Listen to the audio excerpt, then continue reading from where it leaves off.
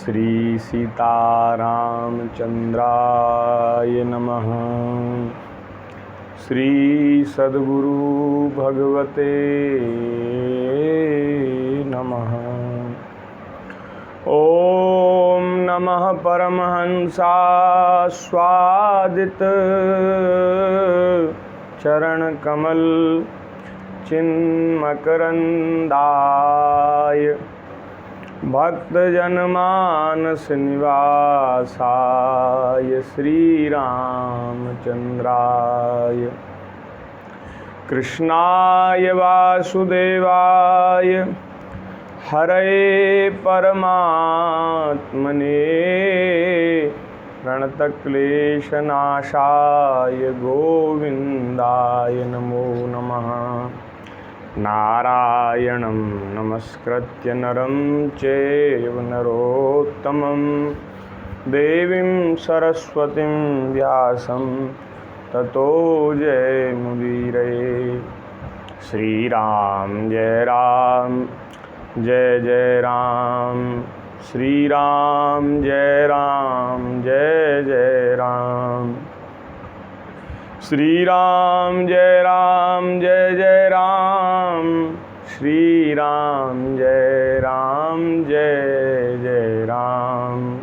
श्री सीतारामचंद्र भगवान की जय, श्री वृंदावन बिहारी लाल की जय, श्रीमद्भागवत महापुराण की जय, श्री सुखदेव जी महाराज की जय, श्री सद्गुरुदेव भगवान की जय, सब संतन की जय, 84 कोस ब्रजमंडल धाम की जय, श्री यमुना महारानी की जय, गिरिराज महाराज की जय, सब हरि भक्तन की जय, सब विप्रन की जय, गौ माता की जय, सत्य सनातन धर्म की जय।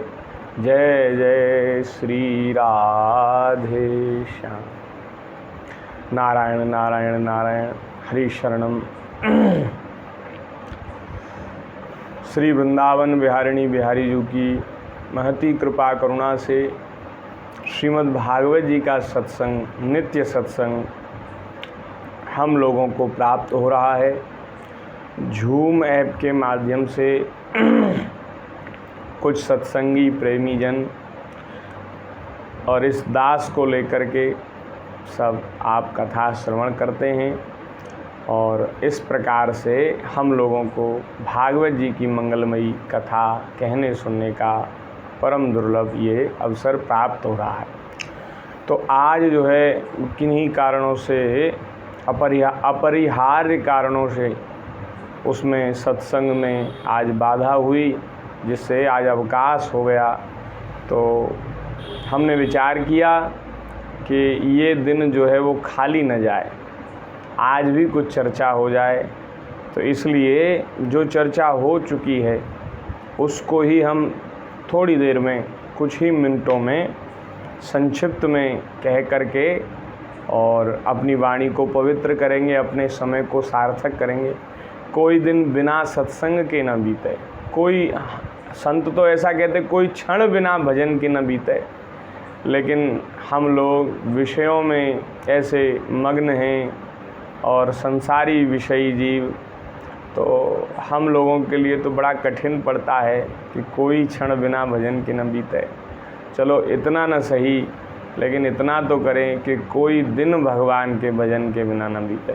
ऐसा कोई दिन हमारे जीवन में ना आवे जिस दिन श्री ठाकुर जी के नाम का जप न हो, भगवान की कथा कानों में न पड़े, ठाकुर जी के गुण, ठाकुर जी का नाम वाणी में न आवे, भगवान का पूजन इन हाथों के द्वारा न हो। ऐसा दिन हमारे जीवन में कभी ना आवे। ऐसी कृपा ठाकुर जी करें। आशय ये है कि हमारे जीवन में सदैव सत्संग बना रहे, भगवान की पूजा, सेवा, कथा, कीर्तन, नाम, इनमें हमारी इंद्रियां लगी रहें, हम लोगों का जीवन, हम लोगों का समय सार्थक होता रहे। श्रीमद् भागवत जी की चर्चा चल रही है और करते करते लगभग 4 महीना हो गया। 10 मई 2023 से शुरू हुई। मई, जून, जुलाई, अगस्त, सितंबर और अब अक्टूबर आने वाला है तो 5 महीने हो जाएंगे 10 तारीख को। तो बीच बीच में एक एक 2-2 दिन का कभी अवकाश हो जाता है, लेकिन कथा लगातार चल रही है। 1 घंटे लगभग सत्संग चलता है। तो उसमें हम लोग 5वें स्कंद में पहुंच गए हैं और 5वें स्कंद का 5वां ही अध्याय कल इसकी चर्चा हुई। तो उसमें महाराज श्री ऋषभदेव भगवान अपने पुत्रों को और अपनी प्रजा को बड़ा सुंदर उपदेश दे रहे हैं। महाराज शास्त्रों में कहा गया है कि पिता हो तो श्री ऋषभदेव भगवान के जैसा, गुरु हो तो नारद जी के जैसा, माता हो तो मंदालसा के जैसी, और पिता हो तो भगवान श्री ऋषभदेव जी के जैसा, राजा हो तो श्री पृथु जी के जैसा। ऐसा कहा गया है। आदर्श जो संबंध हैं उनकी चर्चा में श्री ऋषभदेव जी के जैसे पिता सबको मिले। आहा, इतना सुंदर, इतना बढ़िया उपदेश दे रहे हैं अपने पुत्रों को। कह रहे हैं भैया भगवान के भजन में लगो, भजन में लगो। ये मनुष्य देह ठाकुर जी के भजन के लिए मिली है। इस देह से विषय भोग भोगे जाएं, इसमें इसकी सार्थकता नहीं है। माता पिता आजकल तो यही शिक्षा देते हैं, भैया पढ़ो लिखो खाओ कमाओ, हैं। वास्तव में जो माता पिता अपने बालकों को संस्कारवान नहीं बनाते, उनको भगवान के भजन में नहीं लगाते, सत्संग में नहीं लगाते, वे शत्रु हैं। वे अपने हितैषी नहीं हैं, वे शत्रु हैं। माता पिता का परम कर्तव्य है कि वे बालकों को बालकपन से ही, जब वे शिशु हैं, छोटे हैं, तभी से भगवान की पूजा में, सेवा में, सत्संग में, भजन में, संस्कारों, अच्छे संस्कार देने में वो उनको लगाएं, संस्कारवान बनाएं, जिनसे उनका जीवन, उनका भविष्य उज्जवल हो, पवित्र हो, वे सदाचार से संपन्न हो, उनके जीवन में सत्य हो और महाराज उनके जीवन में सत्संग हो, ठाकुर जी का भजन स्मरण वे करते रहें। इसी में जीवन की सार्थकता है। हम लोग एक दूसरे को भगवान के भजन में लगा, अगर ऐसा नहीं करते तो श्री ऋषभदेव भगवान इसी अध्याय में कह रहे हैं, गुरुर न शस्यात् स्वजनो न शस्यात्, गुरुर न शस्यात् स्वजनो न शस्यात्, पिता न शस्यात् जननी न शस्यात्, देवम न तत्स्यान् पतिश्च शस्यान्, न मोचयेद्यः समुपेत मृत्युम। जो माता पिता गुरुजन सगे संबंधी भाई बंधु मित्र रिश्तेदार अपने सगे संबंधी को, गुरु शिष्य को, माता पिता पुत्र को, भाई भाई को, हैं, मित्र मित्र को, अगर भगवान के भजन में नहीं लगाता, भक्ति का उपदेश नहीं करता, तो वास्तव में वह गुरु गुरु नहीं है, वह माता पिता नहीं हैं, वे स्वजन नहीं हैं महाराज, वह स्वामी नहीं है, वह पति नहीं है, जो अपने प्रियजन, अपने सगे संबंधी को भगवत भक्ति का उपदेश देकर मृत्यु की फांसी से नहीं छुड़ाता। यदि मनुष्य देह प्राप्त करके भी यदि हमें दोबारा संसार चक्र में पड़ना पड़ा, बड़ी हानि है महाराज, बड़ी हानि। क्या लाभ लिया आपने? क्या आप यहाँ से ले जाओगे? क्या पहले के शरीरों में क्या लेकर के आए हो? कुछ लेकर के आए थे? नहीं लेकर के आए। इस शरीर से भी कुछ नहीं ले जाओगे, ये पक्की बात है। यदि आपने भजन में अपना जीवन, अपना समय नहीं लगाया, सत्संग नहीं किया, तो समय व्यर्थ हो जाएगा, जीवन नष्ट हो जाएगा, कुछ भी हाथ नहीं लगेगा, सब व्यर्थ हो जाएगा। इसलिए भगवान श्री ऋषभदेव जी कह रहे हैं, भैया स्वयं भजन में लगो। हाँ, भजन में वही लगा सकता है जो स्वयं भजन में लगाओ। जो स्वयं भजन नहीं करता वो क्या भजन का उपदेश करेगा? उसकी कौन मानेगा? नहीं मानेगा। इसलिए हम सब स्वयं भजन में लगें, सत्संग करें, कथा सुनें, कीर्तन करें और अपने सगे संबंधियों को भी, माता पिता अपने पुत्र को, संतान को, पुत्री को, और महाराज पति अपनी पत्नी को, मित्र अपने मित्र को, स्वामी अपने सेवक को, स्वजन अपने स्वजनों को, इस प्रकार से भजन में लगा मैं। ये उपदेश भगवान ऋषभदेव जी कर रहे हैं। श्री ऋषभदेव भगवान कह रहे हैं, नायम देहो देह भाजाम लोके कष्टान कामान हते विड्बुझाम ये तपो दिव्यम पुत्र का ये न सत्वम शुद्धेध्यस्मात् ब्रह्म सौख्यम त्वनंतम।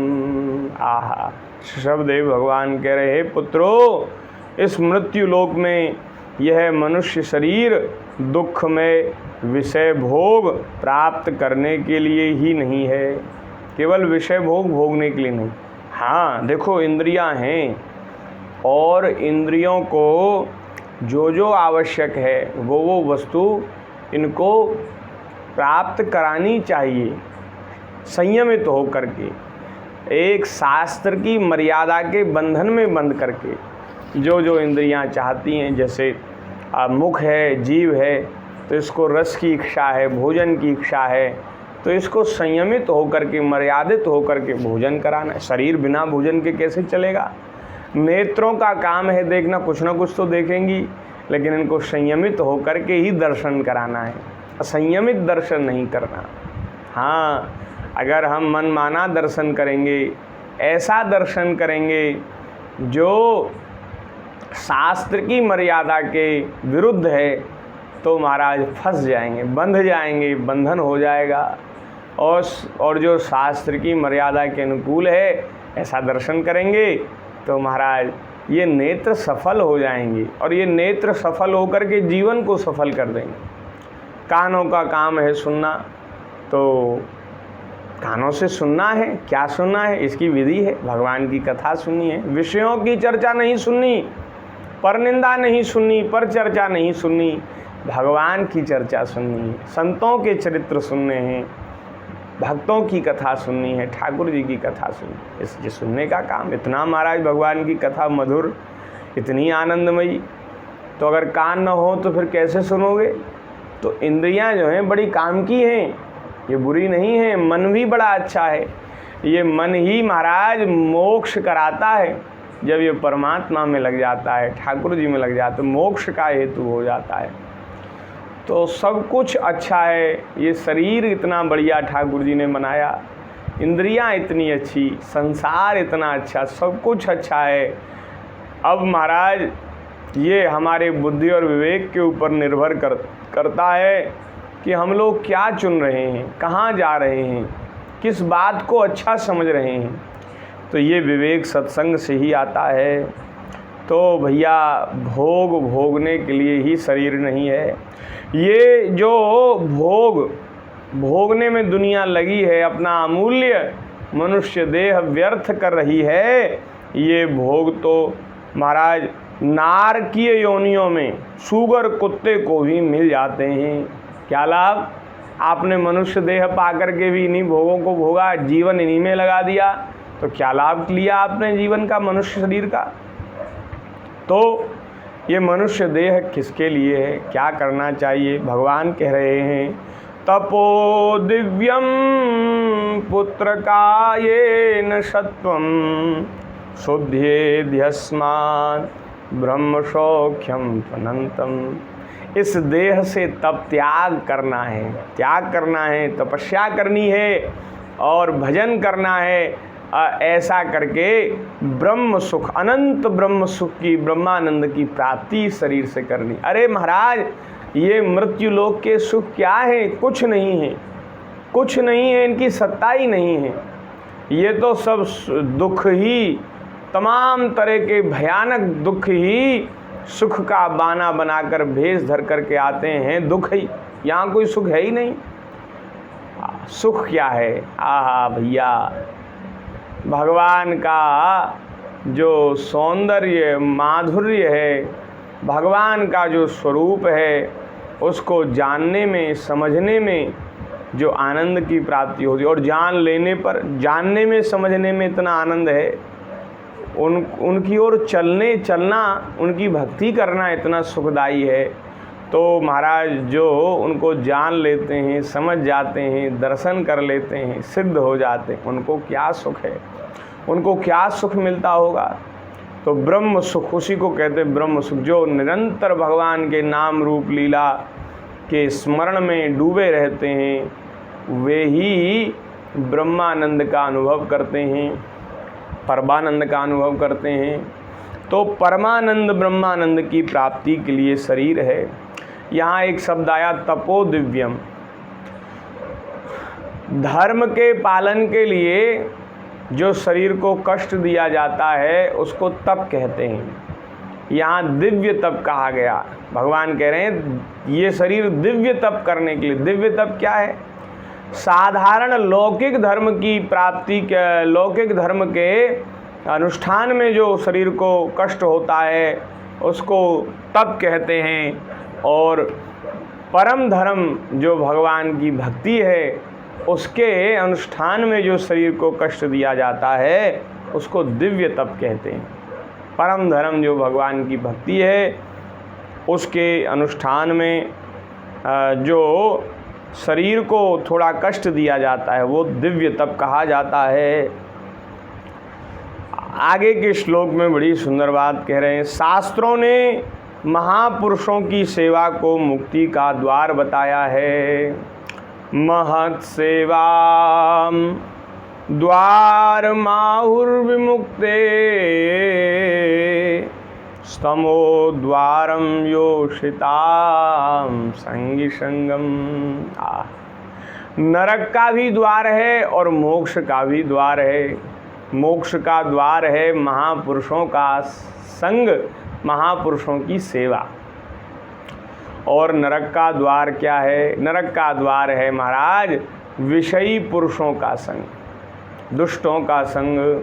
भल बरुबास नरक करता ता,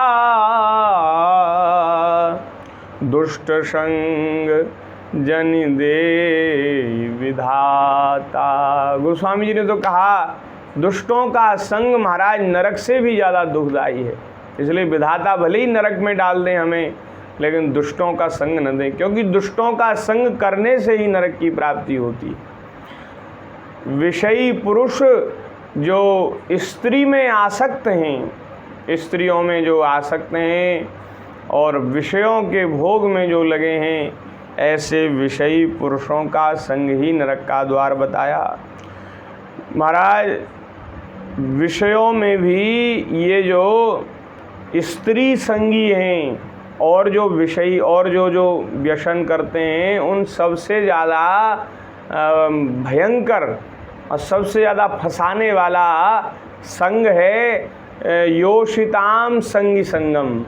जो स्त्रियों में आसक्त हैं ऐसे पुरुषों का संग सबसे ज़्यादा भयंकर खतरनाक है, क्योंकि वे योषिता संगी संग जो होते हैं ना, जो स्त्रियों के संग में बहुत प्रेम रखते हैं, स्त्रियों से बहुत आसक्ति रखते हैं, महाराज वे लोग जो हैं अपना संग करने वाले के बुद्धि विवेक को बिल्कुल नष्ट कर देते, हर लेते हैं और उसको भी अपने ही समान बना देते हैं, उसको भी बंधन में डाल देते हैं। इसलिए इनका रंग बड़ी जल्दी चढ़ता है और जो वो हैं उनका रंग नहीं चढ़ेगा इतनी जल्दी, इनका रंग बड़ी जल्दी चढ़ता है। तो इसलिए भैया जो नरक नहीं जाना चाहते, चलो मोक्ष प्राप्त करना चाहते हैं, स्वर्ग जाना चाहते, वो बात अलग है, आपका मन है कहीं भी जाओ, लेकिन नरक तो कोई भी नहीं जाना चाहेगा। तो जो नरक से बचना चाहते, नरक नहीं जाना चाहते, उनको विषयी लोगों का संग बिल्कुल नहीं करना चाहिए। महत् सेवाम द्वार माहुर्विमुक्ते समो द्वारम योषिताम संगी संगम। आहा, महापुरुषों की सेवा ये मोक्ष का द्वार है। अब महाराज आगे की पंक्ति में बता रहे हैं कि भैया महापुरुष होते कैसे हैं, महापुरुषों के लक्षण क्या हैं। महान्तस्ते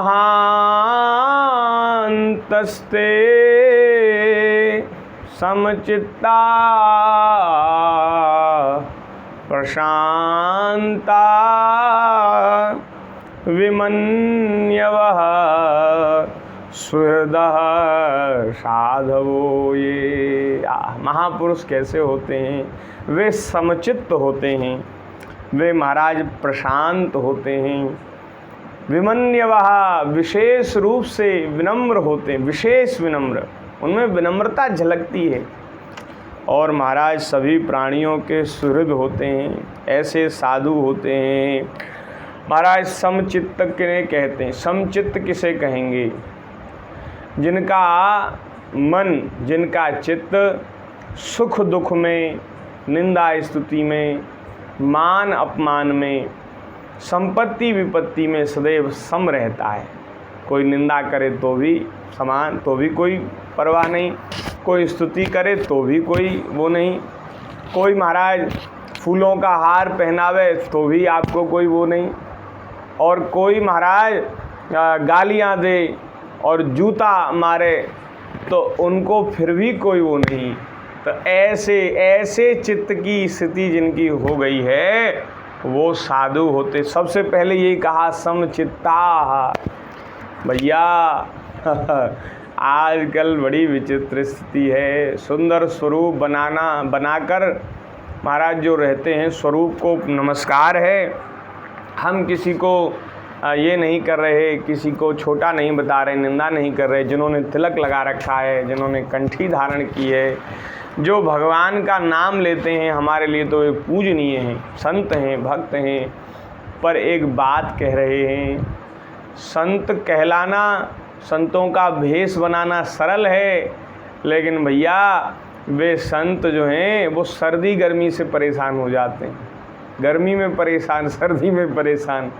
अरे सर्दी गर्मी नहीं, कोई फूलों के हार पहनावे तो भी चित्त में कोई वो ना आवे, कोई अलग से कोई बहुत प्रसन्नता ना हो, और कोई बहुत अपमान करे, गाली दे, मारे तो भी महाराज चित्त वो ना हो, विक्षेप चित्त में ना हो, समुद्र के समान धीर गंभीर बने रहें, उनको संत कहते हैं।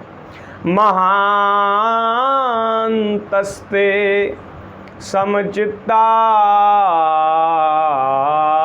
प्रशांता।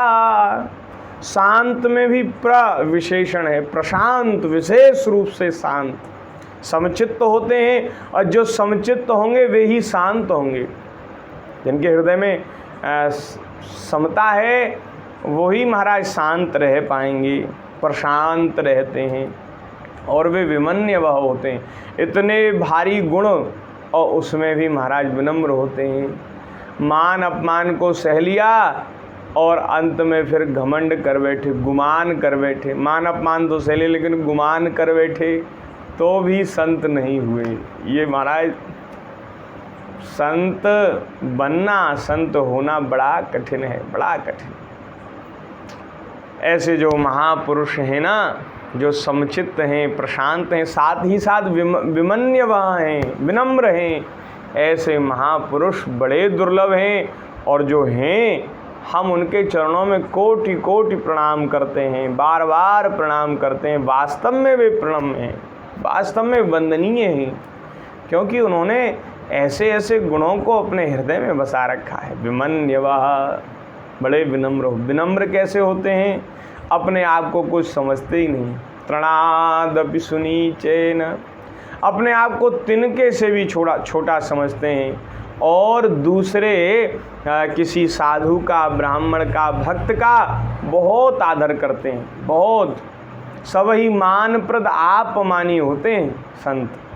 आप स्वयं कभी मान की इच्छा नहीं करते, क्योंकि अपने आप को तिनके से भी नीचा समझते हैं। और सामने वाले को आप बहुत अच्छा समझते हैं, उसका आदर करते हैं, सबका आदर करते हैं, सबके प्रिय, सबके हितकारी होते हैं। संत ऐसे होते हैं, विमन्यवः। और जब तक विनम्रता नहीं होगी ना हृदय में, तब तक महाराज दूसरे के प्रति, दूसरे साधु ब्राह्मण के प्रति श्रद्धा भी नहीं जगेगी। जिनके हृदय में विनम्रता नहीं है, वे यही चाहते हैं कि हमारा ही सम्मान हो, हमारा ही आदर हो, हमारी पूजा हो। जब हमारी हो तो दूसरे किसी की क्यों हो। तो संत विनम्र होते हैं, उनके हृदय में मान की इच्छा नहीं होती, और सुहृद सभी प्राणियों के हितैषी ऐसे साधु होते हैं। और महाराज वे केवल परमात्मा को ही, परमात्मा के प्रेम को ही एकमात्र पुरुषार्थ मानते हैं।